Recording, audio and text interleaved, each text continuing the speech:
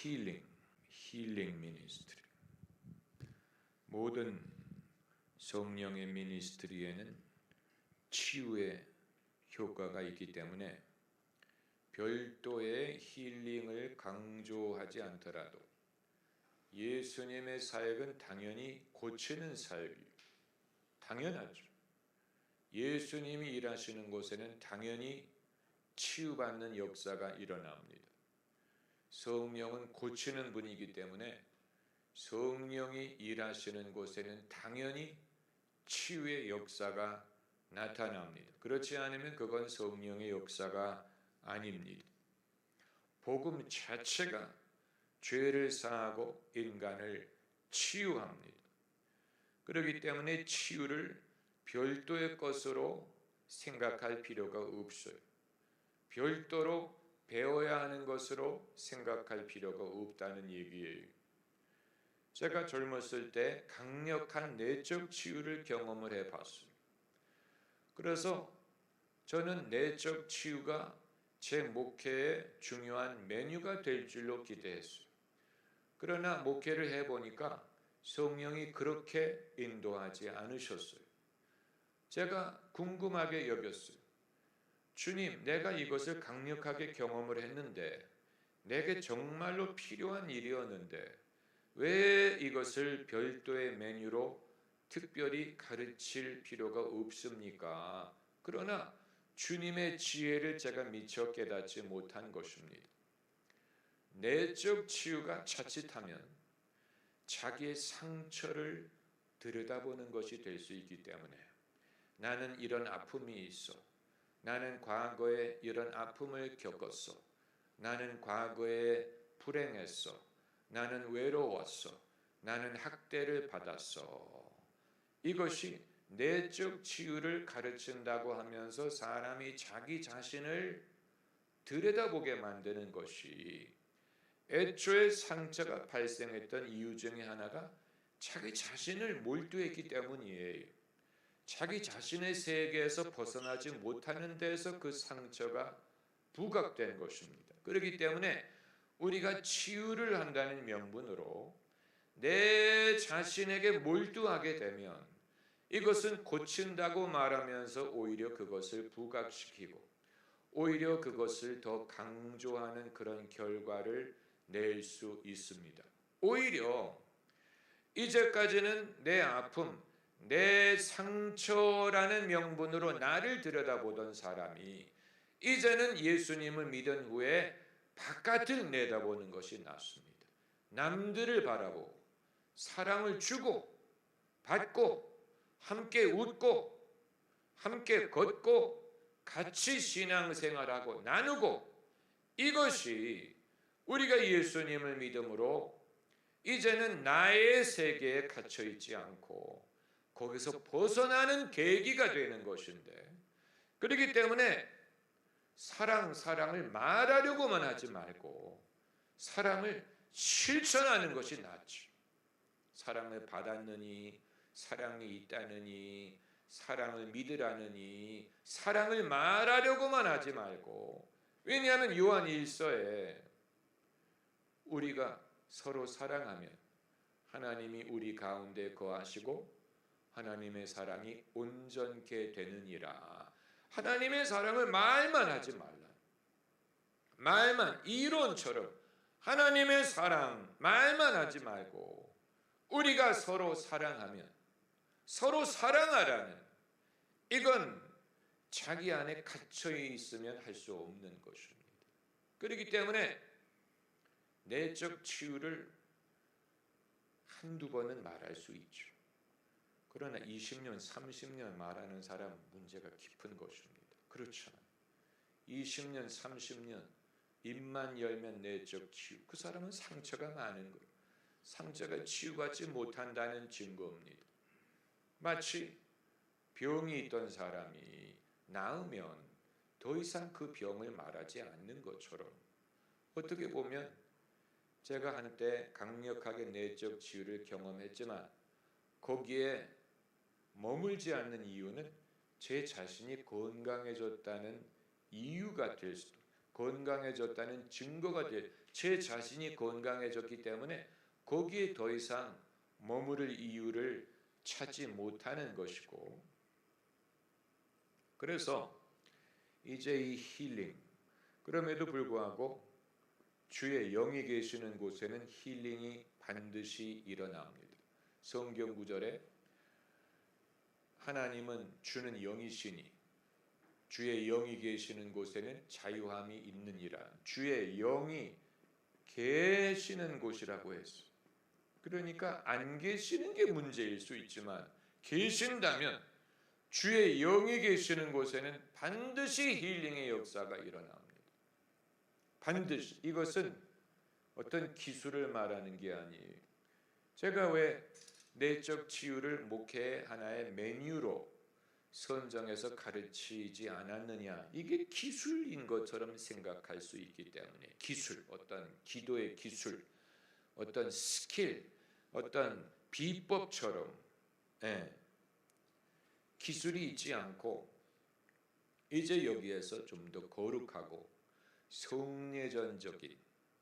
성례전적이라는 말은 하나님이 거룩하신데 그 거룩함을 실감하기 위해 우리에게 일종의 거룩함을 실천하고 맛볼 수 있는 예식을 허락하셨어요.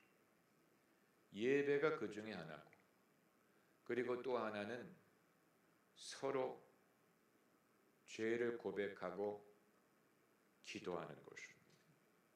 성례전적인 요소를 우리가 외면할 수, 이건 굉장히 거룩한 것이고, 그리고 거룩하기 때문에 남발할 수 있는 것은 아니에요.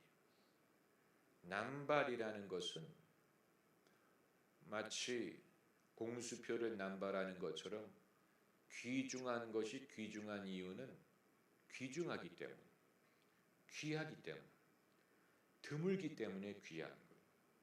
그게 넘치면 더 이상 귀중하지 않죠.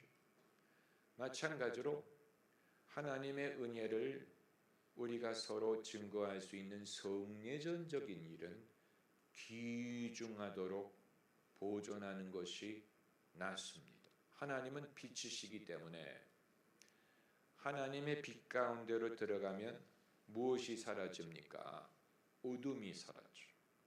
결국은 내 안에 어둠이 사라져야 죄사함도 얻고 치유도 얻을 수 있어요. 이것을 별개로 나누어서 생각할 수 없어요. 죄는 죄고 상처는 상처야.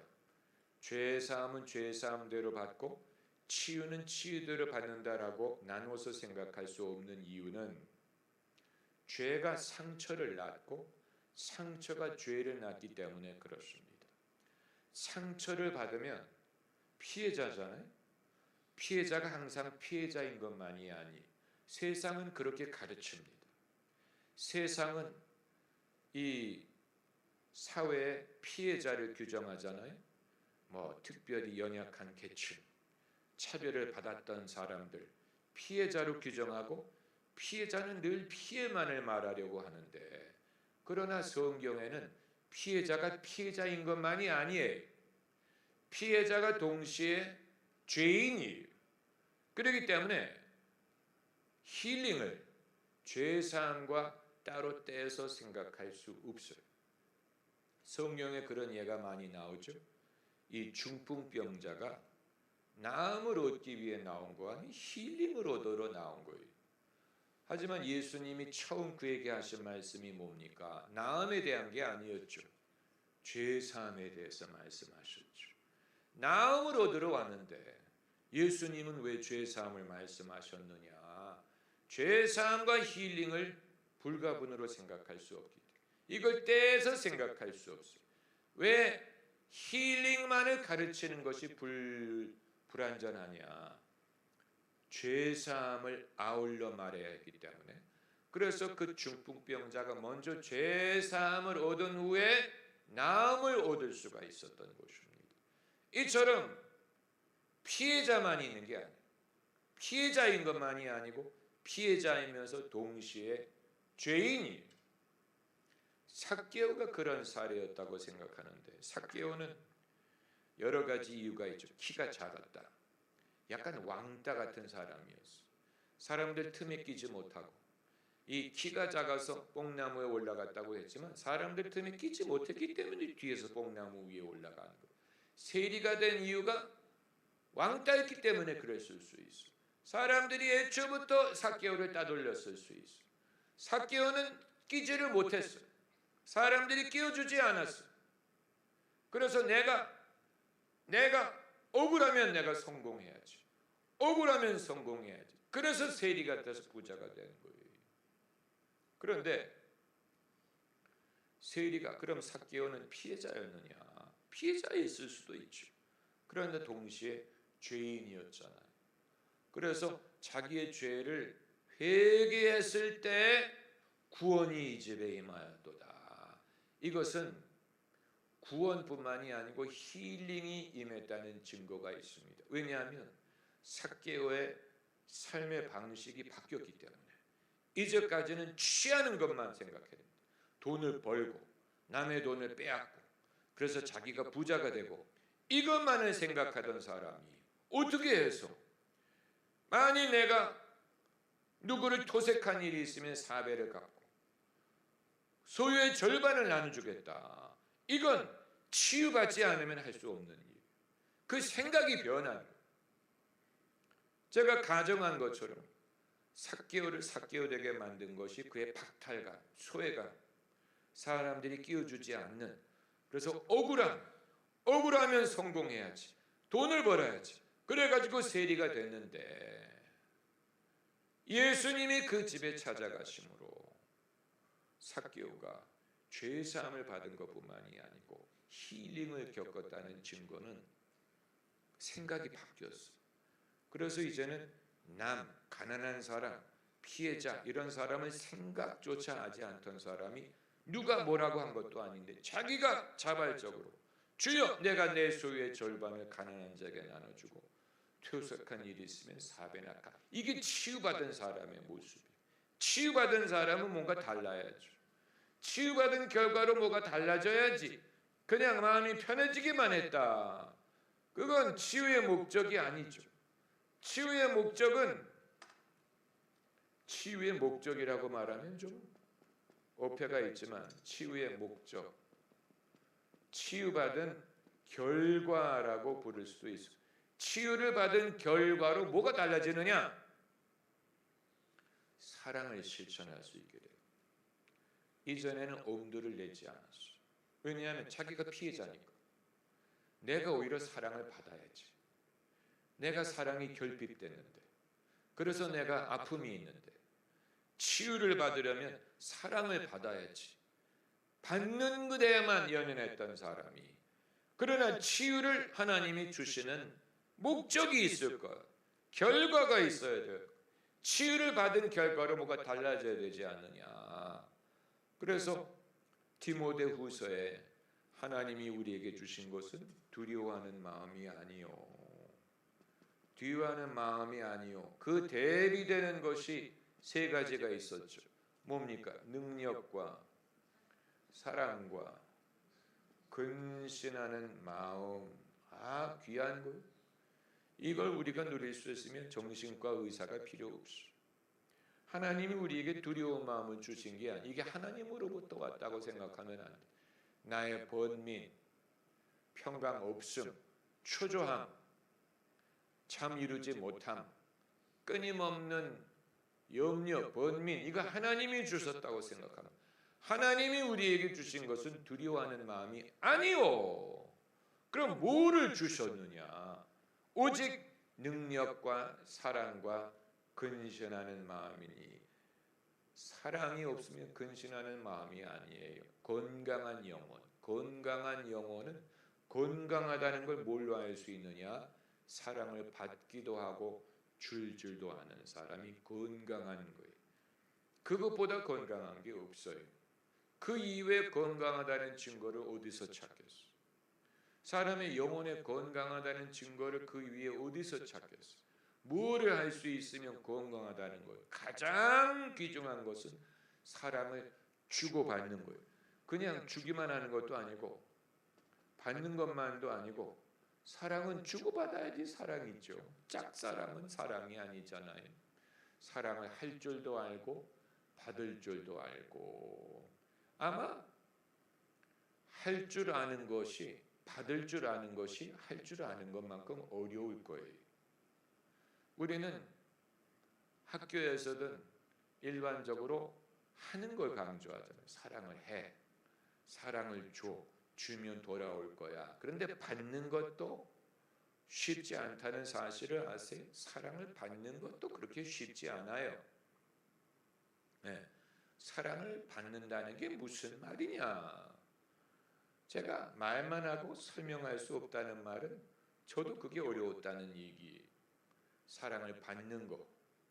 사랑을 받는 거에 대해서 익숙하지 않은 사람들이 약간 사양을 할 것 같아요. 아, 뭐 이런 것까지.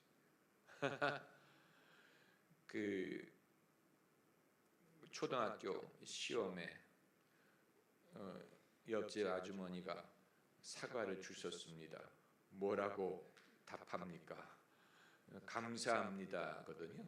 근데 뭐 이런 것을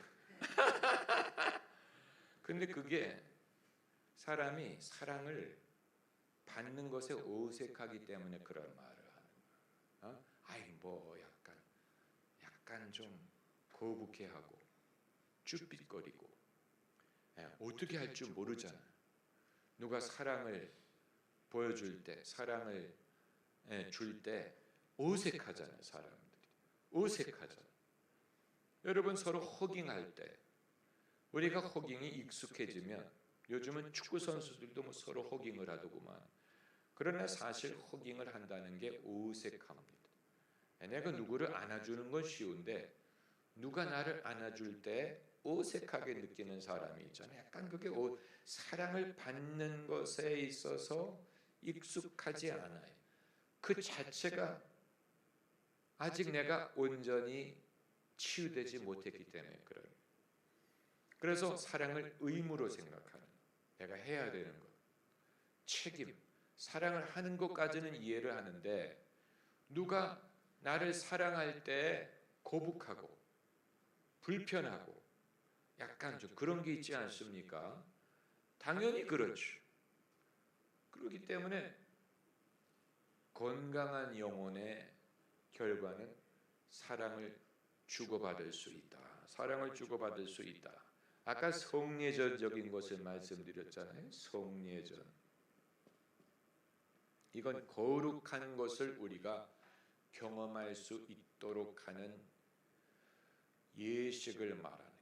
이 예배도 일종의 성례전이고 성찬식도 성례전이고 그리고 서로 그 카톨릭에서 고해성사하는 것도 성례전이고 성례전을 하나님이 만드셔서 구약 성경에 뭐 유월절이든 속죄일이든 이런 모든 것이 성례전적인 오순절 성례전적인 것이고 주일도 일전에 예배도 성례전적인 거예요. 제가 이걸 말씀드리는 이유는 하나님의 치유를 경험하기 위해서 내 안에 하나님의 빛이 들어오게 하셔야 할 필요가 있어요. 그래야 내 속에 있던 어둠이 떠나갈 수가 있어요. 이건 성례전적인 일이에요. 그래서 왜 굳이 세례식을 베푸느냐? 세례를 받아야 구원받는다고 우리가 말하지 않잖아요. 이거 물로 세례받지 않으면 너 천국 못 가기 때문에 받아라 라고 말하는 게 아닌데 그럼 왜 세례식이 필요하냐? 성례전적인 의미가 있게 사람들 앞에서 사람들 지켜보는 앞에서 자기가 자기의 믿음을 고백하잖아요. 내가 이제 예수님을 구주로 고백합니다. 내가 주님의 뜻을 쫓아 살겠습니다. 그래서 성부와 성자와 성령의 이름으로 세례를 받. 이게 성례전적인 행위를 통해 그 사람의 영혼에 깊은 각인이 될 수가 있는 것이고, 그리고 이제 야고보서 5장에 있는 말씀 찾지는 않겠지만 야고보서 5장에 너희 죄를 서로 고하며 병 낫기를 위하여 기도하라. 이 말씀의 뜻을 우리가 다 발굴하지 못했어요. 제가 로스쿨을 다닐 때 폴이라는 친구가 있었어요. 같은 교회를 다니던 미국인 친구인데 이 친구는 좀 얄미운 게 늘 얼굴이 싱글벙글, 얄미워. 그리고 종종 이 친구 마주치면 이 친구가 저보고 Do you want to pray? 같이 기도할래? 아니 지금 바빠 죽겠는데 나는 지금 그 뭐 여러 가지 근심할 게 많은데 늘 신금 기도할래? Do you wanna pray? Do you wanna pray? 그런데 어느 날은 제가 기도해야 될 것 같았어요. 그래서 빈 교실에 들어가서 같이 기도를 했는데 누군가에게 저의 죄를 고백할 필요가 있었어요. 제가 주의 종으로 헌신하기 전의 일이에요. 그래서 그 창피하기 이를 데 없는데 정말 힘든 일인데 저의 비밀스러운 죄를 그 친구 앞에 고백했어. 내가 이런 일이 있었는데 내가 이런 죄를 저질렀다. 아주 힘들게. 근데 아직까지도 그 친구의 진지한 얼굴과 말이 기억이 납니다. 그 친구가 Jesus doesn't condemn you. 예수님이 너를 정죄하지 않는다. 그게 예수님이 하신 말씀 아닙니까? 예. 그때 그 경험이 하나님의 빛을 제 마음에 끌어들인 것과 같았어요. 그래서 그게 계기가 돼서 제 안에 있던 어두움이 떠나갈 수밖에 없게 된 거예요. 그 이전에는 제가 당연히 예수님을 믿고 교회를 다니고 다 했지만 제 안에 그 번민을 해결할 길이 없었어요. 그것이 저에게 우울함이 되고 어두움이 되고 괴로움이 됐는데 그게 계기가 됐던 것 같아요. 그게 다 계기가 돼서 이제 이후에 주의 종으로 헌신할 수 있게 된 것인데 제가 말씀드리는 것은 힐링의 역사가 이렇게 일어난다는 것을 말씀드려요. 힐링이 어떤 기술이 아니에요. 어떤 기술이 있어서 이 기도문대로 하면 힐링이 일어나는 게 아니고 결국 사람의 상처와 죄는 같이 있는 것이기 때문에 하나님의 빛이 들어와야 어둠이 떠나갈 수가 있는 죄 사함을 얻는 것과 힐링을 얻는 것은 같이 일어나는 거예요. 그게 똑같은 일이라고 말할 수는 없어요. 왜냐하면 중풍병자에게도 그것은 별도의 사건이었기 때문에 죄 사함을 얻는 것과 중풍병에서 낫는 것은 서로 다른 이벤트였죠. 주님이 먼저 죄를 사해 주시고 일어나게 하셨으니까 같은 사건이라고 부를 수 없어요. 그러나 함께 일어나는 일이에요. 예수님으로 말미암는 일이에요. 하나만 강조할 수 없어요. 하나만 강조할 필요 없어요. 다만 죄사함이 우선되는 거예요. 죄사함은 얻지 못하고 나음만 얻으면 도로 돌아갈 텐데 그렇잖아요. 더 중요한 것이 생기지 않게 죄를 짓지 말라고 하셨으니 죄사함을 빼고 힐링만 얻을 수 없어요. 제가 왜 내적 치유를 가르치지 않았느냐, 그렇게 될 수 있다고 마음속에 생각했기 때문이고 사람들이 내적 치유 강조하다가 정말 중요한 내적인 변화, 회개, 거룩함은 얻지 못하고 어떤 마음의 평강만을 얻으려고 하는 것이 아닐까. 다시 강조하지만 사람이 피해자만인 게 아니에요. 피해자. 나는 상처를 입은 사람이에요. 피해자야. 피해자가 돼서 내가 피해자이기 때문에 상처를 입었어. 그러나 피해자로만 여길 수 없는 이유는 피해자이며 동시에 죄인이에요. 피해자가 돼서 내가 죄를 지었어. 삭개오처럼 과거에 왕따를 당하고 박탈감을 느끼고 그래서 내가 이를 악물고 성공해야 되겠다. 성공하려는 과정에서 죄인이 됐어. 성경에 그런 사례가 많죠. 그렇기 때문에 이제 예수님이 내 삶에 찾아오셨을 때 어떻게 할 것이냐. 애초에 나를 죄로 몰게 했던 그 내 마음의 소외감, 열등의식, 이걸 주님이 고쳐주시는, 찾아오신 자체가 그게 치유가 되는 거죠.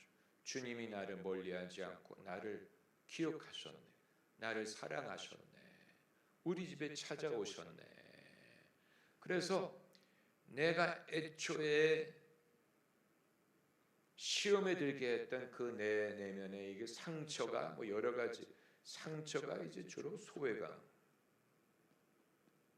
열등의식, 박탈감 같은 거예요. 박탈감.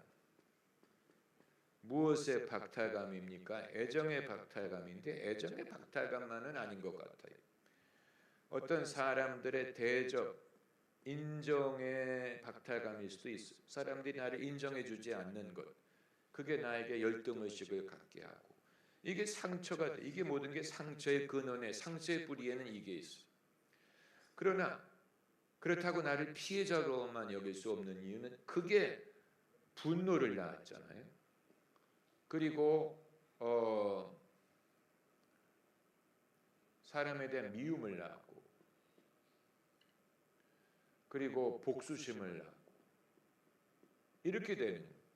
이 상처, 내 안에 있던 상처가 분노로 발전하잖아요. 이 가인처럼 자기 동생에 대한 그 박탈감이 미움으로 발전하잖아요. 그 미움이 무엇을 낳습니까? 살인을 낳죠. 살인. 예수님 말씀대로 형제에게 라가라 하는 자는 살인을 했다. 그 살인이 거기서 비롯된 거예요. 피해자가 가해자가 되는 거예요.